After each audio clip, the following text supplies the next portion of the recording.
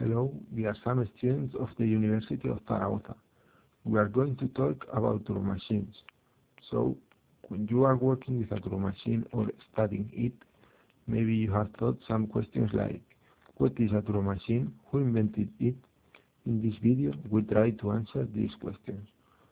To start, we are going answering the question, what is a turbomachine? Turbomachines are designed machines in order to achieve an energetic exchange between a fluid which goes through the machine in a steady flow and a rotation shaft. This kind of energetic exchange depends on the changes of the fluid's amount movement across several crowns of plates, fixes or mobiles. The name that we give to these crowns are rotor, impeller or propeller, depending on the kind of machine, and stator, scroll or housing.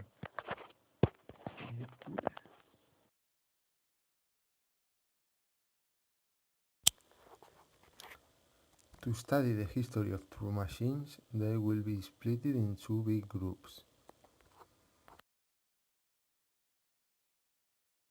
It is possible to see in the picture the Sakia, the first hydraulic machine.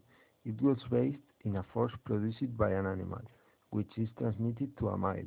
The mile used this force to elevate some water. This technique was used to elevate the water from the rivers to the fields. Archimedes designed another machine to elevate the water. His name was Screw. After that, Greeks, Antipater of Salonika, and Romans, Vitruvius, started to build some turbines. These turbines were based on the same principle. The water passes through the mill and obtains a force.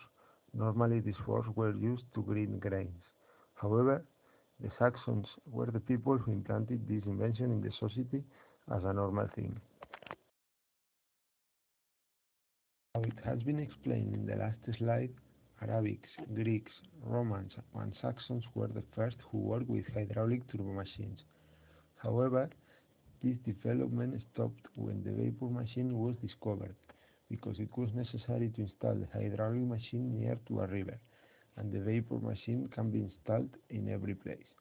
When the electricity was discovered, this type of turbomachine became important again, because with electricity it was possible to move the power generated in a turbine to the net.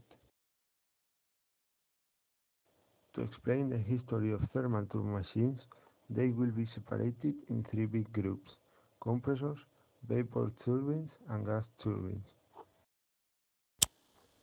Otto von Guericke built the first vacuum pump and created vacuums in some containers.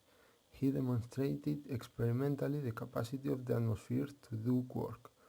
Methurst presented a patent in 1799 for a wind pump for compressing air to obtain motive power. In 1884, the modern steam turbine was invented by Charles Parsons. The first vapor machine was made by Heron of Alexandria in 760 before Christ. The name of this machine was Aeolipile. After that, de Laval, a Swedish man, designed the Laval turbine, an axial turbine with one staggering. Charles Parsons, who worked with compressors too, invented the first axial turbine with some staggerings. The first gas turbine patent was given in 1791 to John Farber, an Englishman. He said it was not possible for the device to create enough power to both compress the air and the gas and to have power left over to provide useful work. The first practical gas turbine, and one which received much attention in its day, was developed by Armengaud brothers. This gas turbine was based on a patent granted to Charles Lemal in 1901 in France. However, the first development of this turbomachine occurred during the Second World War. It was known that a moving body exchanges its kinetic energy for potential energy when it gains height. Daniel Bernoulli, born in 1700, performed that in a similar way. A moving fluid exchanges its kinetic energy for pressure.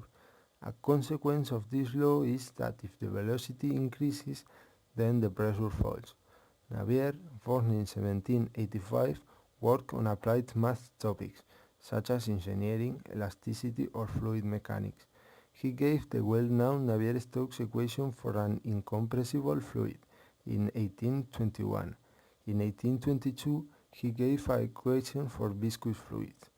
Stokes, born in 1819, is known for his studies on the behavior of viscous fluid, particularly for his law of viscosity, which describes the motion of a solid sphere in a fluid, and for Stokes' theorem, a basic theorem of vector analysis.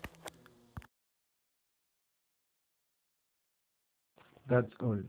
We hope you enjoyed the video and we hope that the video would be useful for you.